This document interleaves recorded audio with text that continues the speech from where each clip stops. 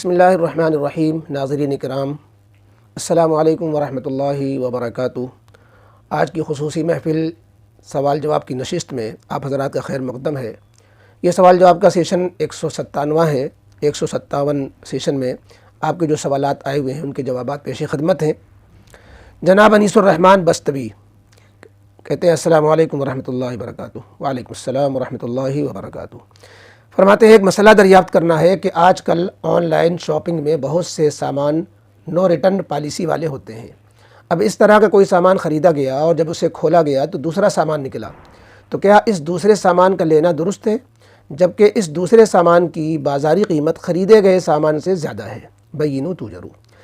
جواب یہ ہے کہ نو ریٹرن پالیسی جو ہوتی ہے اس کا مطلب یہ ہوتا ہے کہ آپ خیار عیب آپ کو حاصل نہیں ہے، جس کو فقہی اصطلاح میں بولتے ہیں کہ کوئی بھی عیب پایا جائے گا تو بکا ہوا مال واپس نہیں ہوگا، جیسے بعض دکانوں میں لکھ دیتے ہیں، وہی ہے نو ریٹرن پالیسی۔ تو لیکن جب آئٹم ہی بدل گیا تو یہ خیار عیب نہیں ہوا، بلکہ یہ غیر مبی چیز آپ کے پاس آ گئی، جو چیز خریدی نہیں گئی تھی، جس کا آرڈر نہیں دیا گیا تھا، وہ چیز آ گئی۔ آپ اگر اس کی اطلاع کریں گے تو اس کو وہ یہ نہیں کہیں گے کہ آپ کا سامان واپس نہیں ہوگا، بلکہ یہ کہلائے گا کہ غلطی سے دوسری چیز چلی گئی جو مبی نہیں تھی، جس کو بیچا نہیں گیا تھا، تو وہ آپ کا جو ہے چیز جو آپ نے مانگی تھی وہ آپ کو دے دیں گے، وہ سستا ہو سامان یا مہنگا ہو۔ جب آپ کی چیز آئی نہیں تو آپ اس کو اطلاع کر کے واپس کر سکتے ہیں۔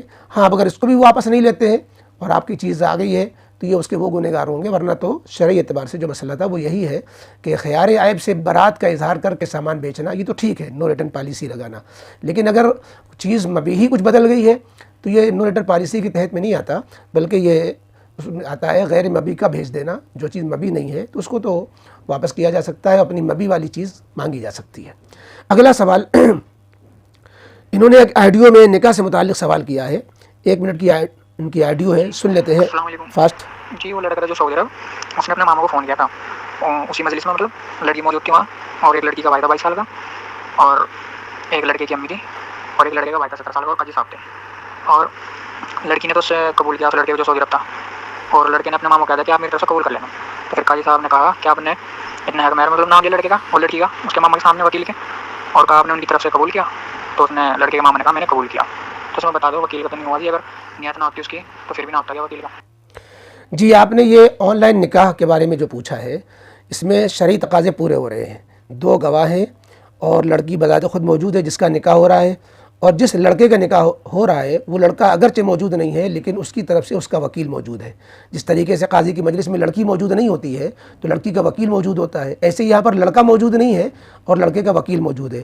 اب یہ کہ لڑکے کے وکیل نے جب قاضی صاحب نے کہا کہ تم نے فلانی کی طرف سے قبول کیا تو وکیل نے کہہ دیا میں نے قبول کیا، تو ان کو یہ ڈر لگ رہا ہے کہ ایسا نہیں وکیل ہی صاحب کا نکاح ہو گیا ہو اور بیچارہ لڑکا ٹھپیاتا رہ جائے جو باہر ہے، تو موکل جو لڑکا ہے۔ نہیں، ایسا نہیں ہے، چونکہ جواب جو ہے وہ سوال کے مطابق ہوتا ہے۔ جب سوال میں کہا گیا قاضی صاحب نے کہ آپ نے فلانے لڑکے کی طرف سے قبول کیا، تو اگر یہ تفصیل سے نہ جواب دے کر کے یہی کہہ دے کہ ہاں میں نے فلانے کی طرف سے قبول کیا، یہ نہ کہہ کر میں نے قبول کیا کہہ دیا، تو وہ وہی مانا جائے گا۔ اس لیے کہ جو ہے سوال جواب میں مطابقت تبھی ہوگی۔ تو بہرحال یہ نکاح ہو گیا، اس لیے لڑکے سے ہوا، وکیل صاحب کا نہیں ہو گیا ہے، آپ گھبرائیں نہیں۔ تو یہ نکاح جو 2 گواہوں کی موجودگی میں ہوا، اور جو ہے فریقین میں سے ایک بذات خود موجود ہے اور دوسرا اس کا وکیل موجود ہے، تو یہ نکاح شرعاً درست ہے۔ اگلا سوال خان صاحب ہیں، انہوں نے ایک آڈیو میں پاکی ناپاکی سے متعلق سوال کیا ہے، اور ان کی پاکی ناپاکی سے متعلق 2 آڈیو ہیں۔ ان کا جو سوال کا حاصل ہے، لمبا سوال ہے چونکہ، اور ایک بات کو بار بار دہرایا ہے، تو ان کے سوال کا حاصل یہ ہے کہ ہم جو ناپاک ہاتھ سے اگر روپیہ چھو لیں، موبائل چھو لیں، ATM کارڈ چھو لیں، کچھ اور اس طرح کے کاغذات چھو لیں تو وہ کیا وہ ناپاک ہو جاتے ہیں؟ پھر ان کو ناپاک رکھتے ہوئے جیب میں رکھتے ہوئے نمازیں ہیں، سب کا مسئلہ ہے۔ دیکھیے، شریعت نے اتنی تنگی نہیں ڈالی، بلکہ ناپاکی کے اندر بھی مقدار معافی کی بھی ایک رکھی ہے۔ معافی کی مقدار نجاست غلیظہ کی الگ ہے، نجاست خفیفہ کی الگ ہے۔ تو اگر نجاست لگی بھی ہے تو اس میں دیکھا جائے کہ کتنی مقدار ہے، 1-2 جو ہے 1-2 بوند کی طرح برابر ہے، 4 آنے برابر ہے، بلکہ گلٹ کے بڑے سکے کے جو ہے روپے کے سے کم ہے، تو ویسے ہی ناپاک نہیں۔ آپ کا ہاتھ بھی اگر اتنی کم لگی ہوئی ہے تو آپ کے ہاتھ بھی اتنے ناپاک اس حکم میں نہیں ہوں گے۔ اب اس کو آپ نے چھوا، اس میں جو چھونے سے لگی بھی کہ نہیں لگی، تو یہ ایک شک کی بیماری ہے۔ آپ کے جتنے سوالات اب تک آئے ہیں آڈیو میں، اس سے پہلے بھی اتواروں میں، ایسا محسوس ہوتا ہے کہ یا تو آپ شک کے مریض ہیں یا کسی اور کے سوال آپ بھیجتے ہوں گے، تو یہ سب شک پر عمل نہیں کیا جائے گا۔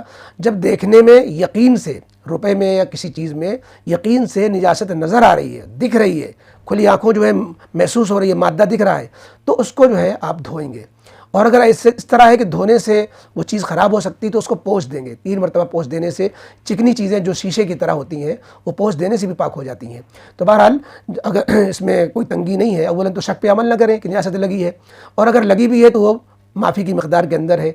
और अगर ज़्यादा लग गई है, मसलन मान लीजिए बच्चे ने पाखाना ही कर दिया आपके मोबाइल के अंदर, पेशाब हो गया, तो उसको फिर जो है पानी से, अगर पानी नुकसान कर रहा है तो आप उसको, चिकनी चीज़ है, उसको आप किसी साफ़ कपड़े से एक बार पोंछें, दोबारा पोंछें, तिबारा पोंछें, यकीन हो जाए कि पुछ गई, साफ़ हो गई, बस वो पाक हो गई। अब आप उसको जेब में रखे हुए नमाज़ पढ़ें, कुछ करें, इसमें कोई तंगी की बात नहीं है। अगला सवाल जनाब कादरी फैज़ान साहब पूछते हैं, जंतरी देखने का तरीक़ा क्या है? जंतरी देखने का तरीक़ा क्या है, ये तो सवाल अभी मुकम्मल मालूम नहीं होता, यानी क्या पूछने का मंशा है। जंतरी से मुराद 5 वक्ता नमाज के औकात हैं जो लिखे लेते हैं, टाइम टेबल इफ्तार का, सहरी का और गुरूब आफ्ताब, तुलू आफ्ताब, अगर ये मुराद है तो उसके देखने का कोई तरीक़ा नहीं। अपने अपने एरिया की जंतरी देख ले, जो महीना चल रहा है, जो तारीख़ चल रही है, उसके आगे लिखा रहता है कि ज़ोहर का वक्त इस टाइम शुरू हो रहा है, ज़वाल का वक्त ये है, और इफ्तार का टाइम ये है, मगरिब का टाइम ये, तो उसमें तो कोई ऐसी चीज़ नहीं जिसको पूछा जाए। और अगर ये मतलब है कि जंतरी, जो पॉकेट जंतरियाँ चलती हैं उसमें साद नोस की चीज़ें लिखी होती हैं, फालनामे होते हैं, तो उनको देखने का क्या तरीक़ा है, तो ये तो इस्लाम में है ही नहीं फालनामे वगैरह देखना। ये तो जंतरी वालों ने गलत चीज़ें उसमें चला रखी हैं, कुरान से फालनामा निकालना या इस तरह फालनामा निकालना, ये बेअसल बेबुनियाद चीज़ें हैं। उसके देखने का तरीक़ा क्या, वो देखना ही गलत है उसका। और अगर पूछने का आपका कुछ और मंशा है तो प्लीज़ आप दोबारा जो है सवाल करें, इंशाअल्लाह जवाब दिया जाएगा।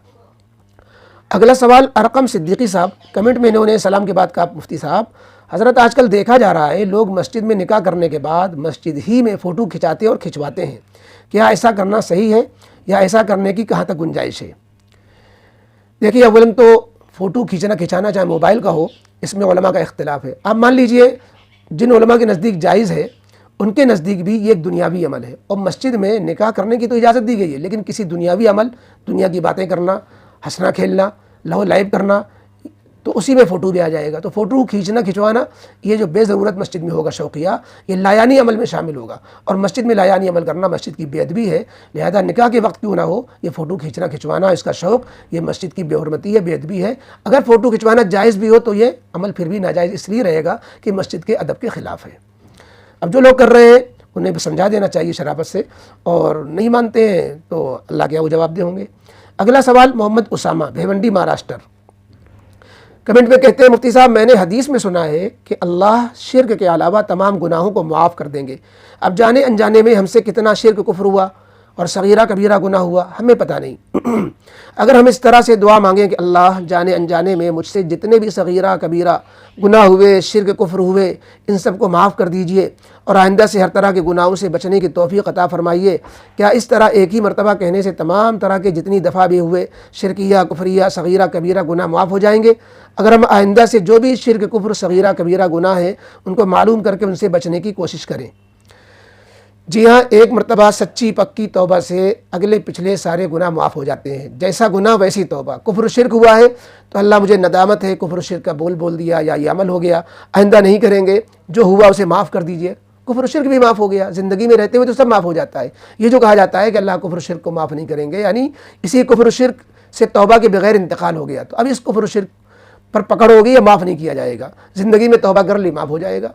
और देखिए, गुनाह 2 किस्म के होते हैं। कुछ गुनाह जो आप कह रहे हैं याद नहीं रहे, भूल गए करके, तो जो गुनाह ऐसे हैं जिन्हें इंसान को याद ही नहीं है, बहुत से गुनाह ऐसे होते हैं किसको सब गुनाह याद रहते हैं, तो उनकी तो इजमाली तौबा काफ़ी कि अल्लाह जो भी हमारे गुनाह ऐसे हैं जिनको हम करके भूल भी गए, फरिश्तों ने लिख लिया होगा, अल्लाह आपकी से कोई चीज़ ओझल नहीं है, अल्लाह सारे गुनाह माफ़ कर दीजिएगा, बड़े हो छोटे हो सब माफ़ हो जाते हैं।